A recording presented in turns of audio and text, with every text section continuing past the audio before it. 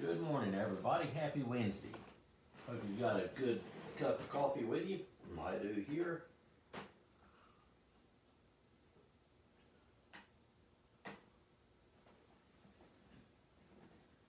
Okay, so this morning is January the 5th. It's Wednesday, January the 5th, which makes, obviously, tomorrow January the 6th, which is relatively important. Well, what in the world is important about January the 6th?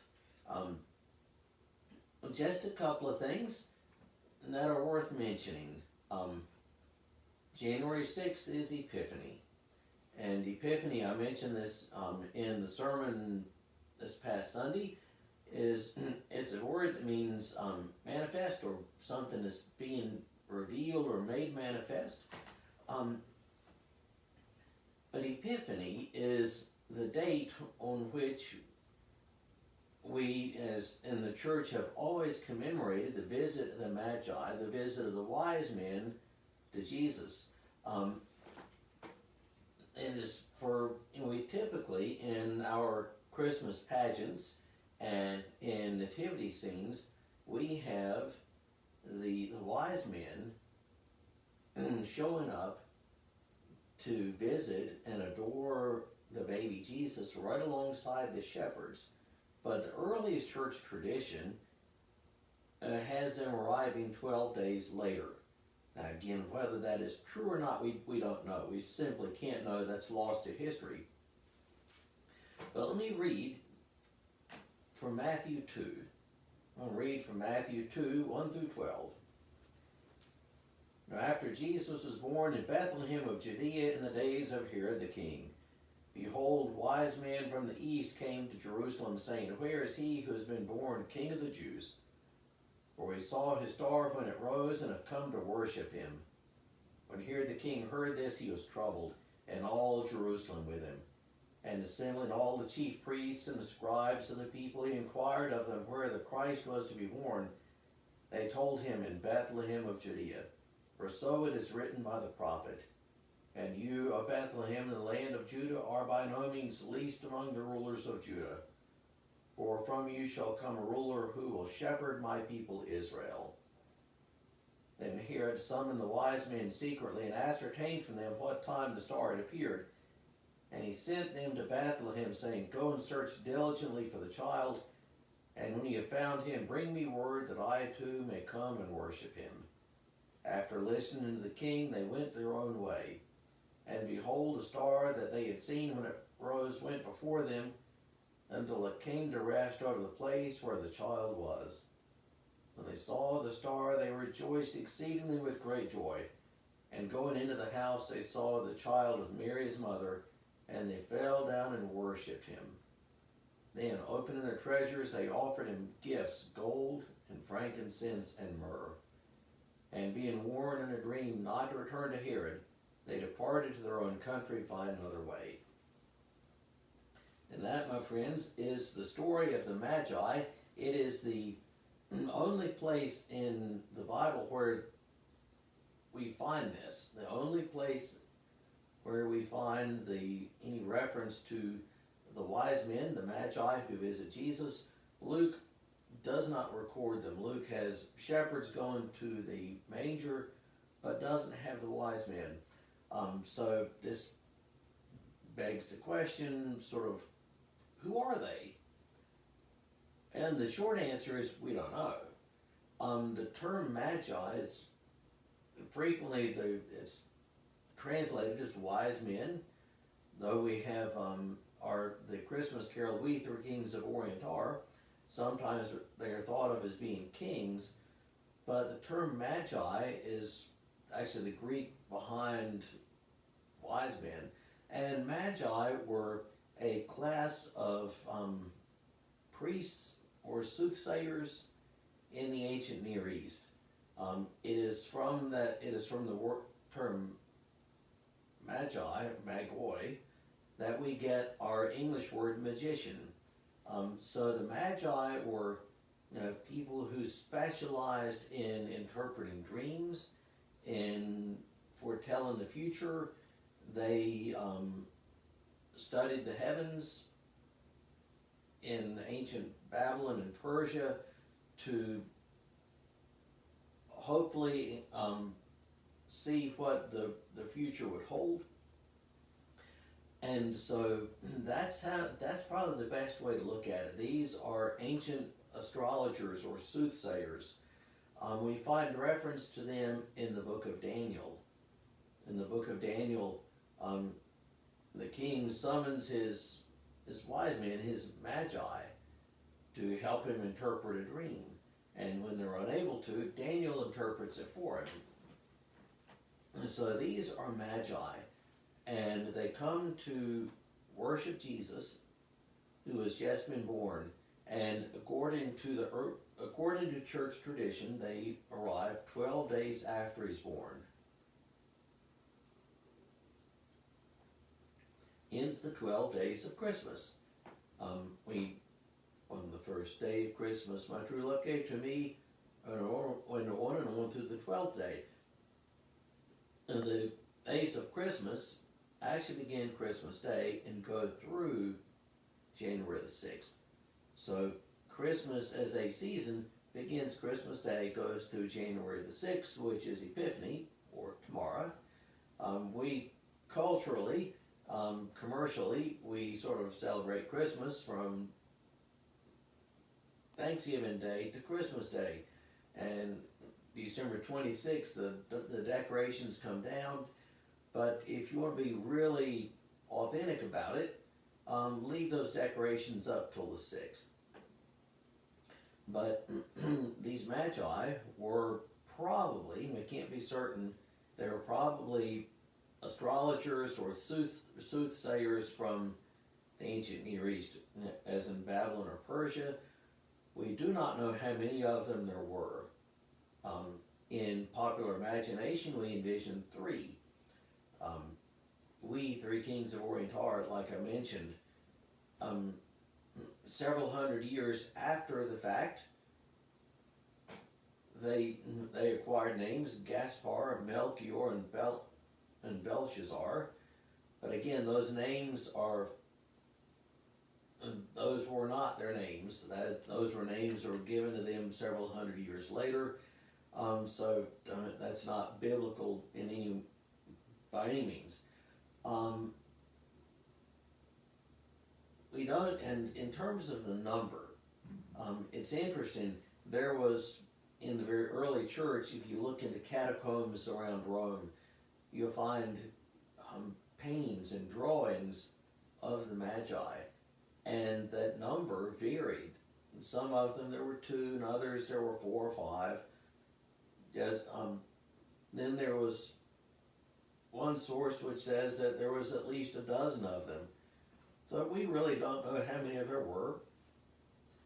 And we know that they brought gifts of gold, frankincense, and myrrh. Gold and frankincense certainly make sense.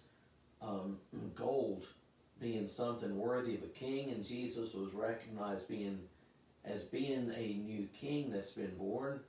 Frankincense for divinity.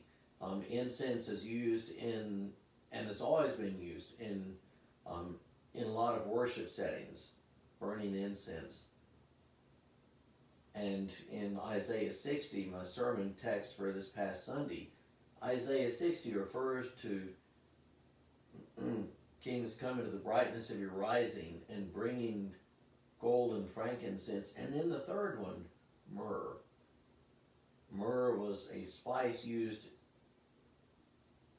at that time for burial practices, which is ominous, isn't it? Gold and frankincense, you get it, but myrrh somehow foreshadowing that the child was born to die. One other thing to note about these wise men is this: they are from off. They're from off. They ain't from there. Matthew is by far the most Jewish of the Gospels. Matthew is in a number of different ways, is really careful to show Jesus as being the fulfillment of all of the Hebrew prophecies. Jesus is a Jewish Messiah. But even in Matthew, we have this. The Magi come to visit him. The Magi are from the east. They are probably either Persian or Babylonian. And in either case, those are nations that had in years past subjugated the Jews. Soothsayers, magicians, astrologers, according to the law, were to be stoned, were to be put to death. And so you have this remarkable thing where this class of people that according to the law were to be put to death, coming to recognize the King of Kings. And there's been many a great sermon preached on that concept, that this group of people that by the law would have been put to death see a star rising, recognize what it portends, and follow it. And so this group of people from way off recognize and come to worship a newborn king, while the priests in Jerusalem are totally oblivious. And Herod and his cronies are totally oblivious.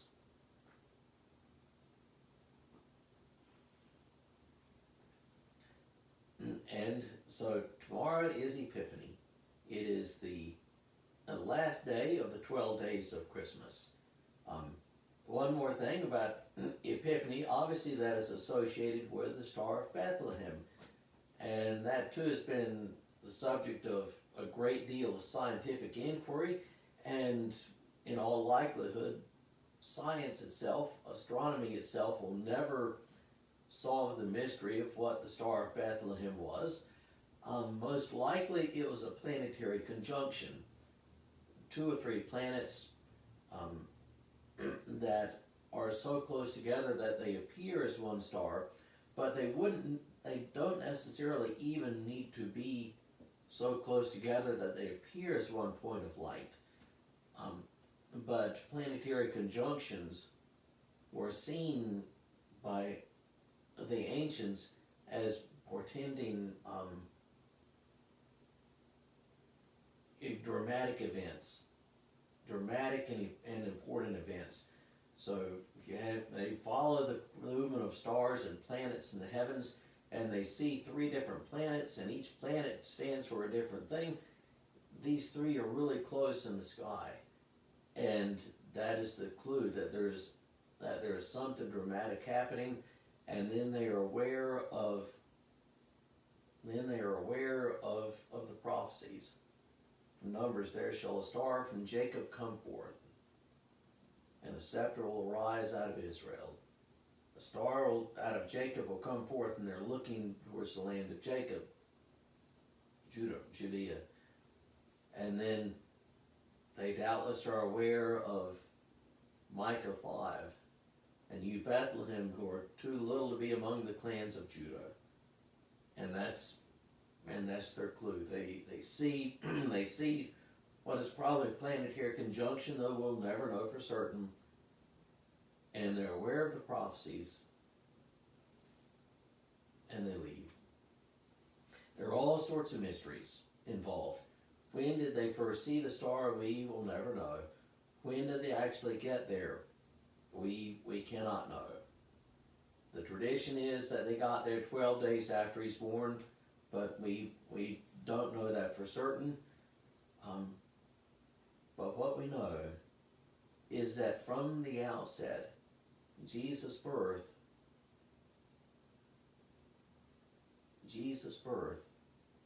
was something that was celebrated and recognized among the lowest of society, the shepherds, and to a class of people that were condemned in the law. So the lowest of society, the lowest of societies, and a people who were outsiders in every way, magi, soothsayers from the east. These are the people that recognized Jesus at his birth, and all the way through his ministry. Who are the people that are attracted to him the most? It is the outcast. It is the outcast. It is the people who ordinarily would be condemned. And that is some powerful good news on a cold, dreary Wednesday. Have a great rest of your day.